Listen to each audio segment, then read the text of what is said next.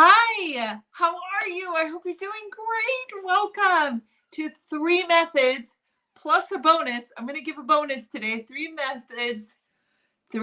methods for building trust to improve communication. Three methods for building trust to improve communication. Plus, I'm going to give a bonus.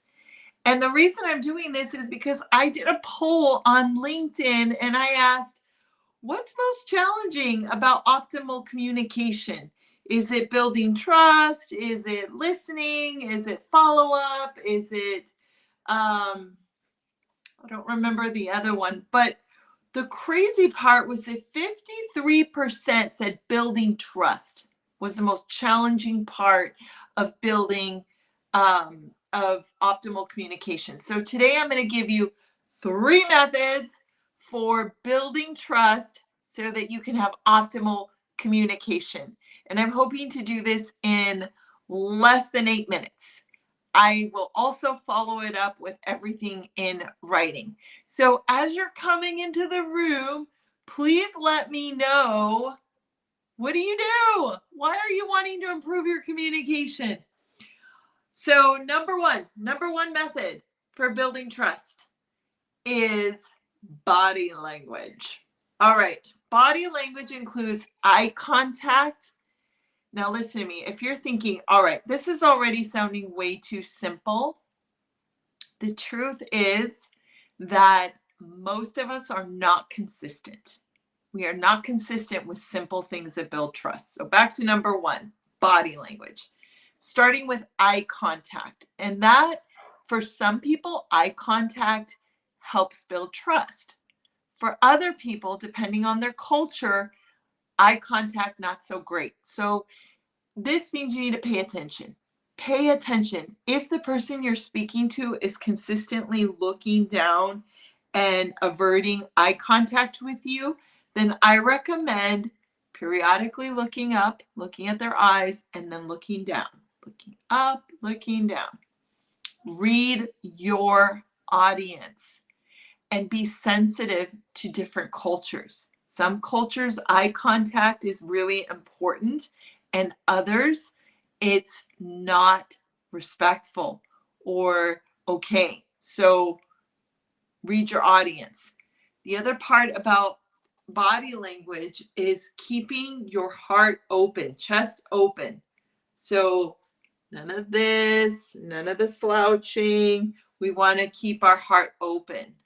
It demonstrates integrity and willingness to connect. The other thing is that try to be at the level of the person you're communicating with. If they're standing, don't sit. If they're sitting, don't stand. Try to meet, if you can, the person where they're at. And make sure you're close enough that both parties can hear each other effectively.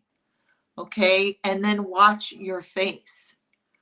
I know in certain situations when I'm confused, I wrinkle my brow or I do this because I'm confused, but that can come off as I'm not happy with what's being communicated.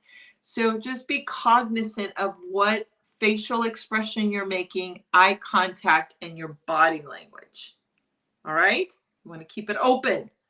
We want to make eye contact if it's appropriate, or look away if that's culturally appropriate. Number two way to build trust for optimal communication is agenda. No one in this situation can relax unless they know your agenda and they know that you care about theirs. Okay, so right away when you start communicating, make sure you disclose what your agenda is. What is it you're hoping to accomplish? What are your expectations? That way, the person you're communicating with can relax because they know what it is you are wanting. What is your agenda? The second part to this is the best way to build trust is to make sure you yourself ask the person that you're communicating with, what is their agenda? What are their needs? Make sure you understand what is the person's needs, the one that you're trying to communicate with. What are their desires? What do they want out of their interaction with you? What is their agenda? When both parties know the agenda, so when you're communicating with someone, they know what your agenda is, and when you know what theirs is, this sets up the foundation for the most optimal communication possible. Very important. All right, number 3, listening. Listening. I always love that saying that we have 2 ears for listening and 1 mouth for speaking, so we should be listening twice the amount of what we're speaking. Man, that one's hard to do. I have to tell you, I'm always wanting to talk. And so one of the best ways to listen is, again, asking yourself, am I listening more than speaking? Which that should be your goal. If you want to build trust, listening more than speaking is important. The second way is to reflect. So what this means is that as you're listening, you reflect back what you're hearing. And this serves 2 purposes. One, it ensures that you understand what the person is sharing with you. It gives them an opportunity to correct you if you misunderstood.